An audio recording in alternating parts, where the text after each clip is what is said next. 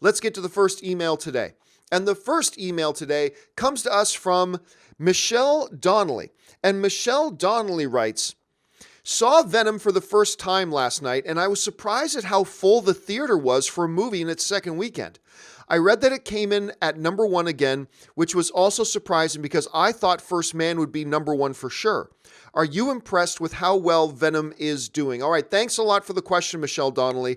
And yeah, Venom's kind of been the story here for a while. Number 1, that the audiences seem to be liking it as much as they are. And then the huge opening weekend that it had with $80+ million shattering all expectations and destroying the opening weekend box office record for the month of October.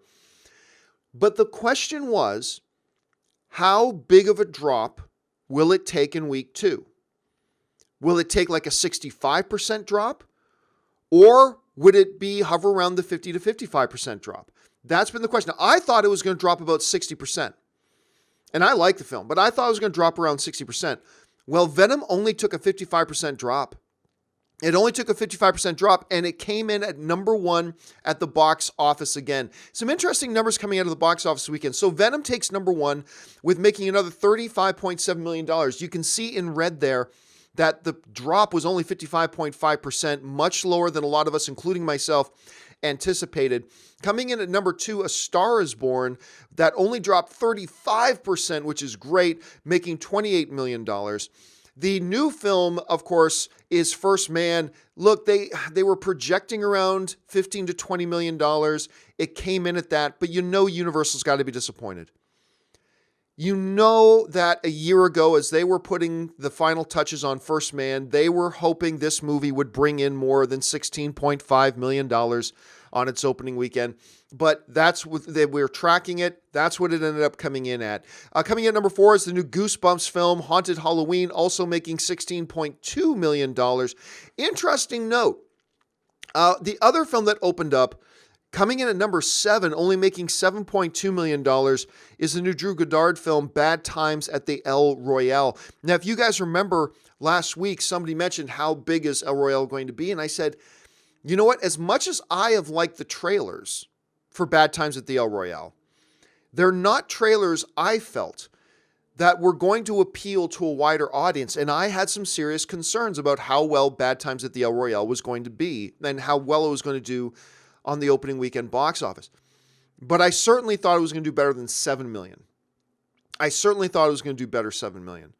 But that's a story for another time. Let's get back to Venom here. Venom is now just about at $400 million worldwide in 10 days. This is far better than a lot of people were expecting it to do. Sony has got to be thrilled. Again, this is just going to embolden Sony even more. We know they're going to start shooting their Morbius, the Living Vampire, in just a few weeks. They're going to start shooting on that. We already know they started the wheels in motion on their Kraven the Hunter film. At some point, I expect they'll put Silver and Black back on the burner again. And you know they're going to go into the pre-production stages of Venom 2 here pretty damn soon. So these results have got to embolden Sony. Here's my one hope, though.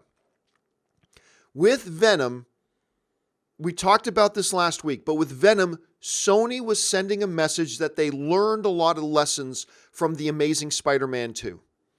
You know, The Amazing Spider-Man 2 spread its attention around way too much. They try to focus. It's okay to have a lot of villains. You just can't give a lot of focus to a lot of villains. You know what I mean?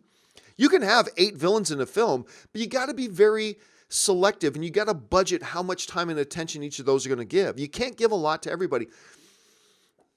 Sony spent more time trying to build up future movies in The Amazing Spider-Man 2 than they spent attention on The Amazing Spider-Man 2. And that was one of the big problems. With Venom, Sony sent a big message that we have learned our lesson, and they kept all of the focus in Venom on that individual movie. They didn't try to do world building. They didn't try to set up a cinematic universe. They simply kept their focus on that one film. And they kept it that way until a post-credit scene. The question is, will they continue to hold on to that lesson? Will they go into Morbius, maybe reference Venom? That's fine, because Venom's already happened. That's now part of the world. But will they resist the urge to just go crazy and try to set up 8 other movies with this movie, or will they keep the focus on Morbius? And then the same is true of Kraven. And will they add to each thing as they establish their building blocks along the way, or will they lose their minds again?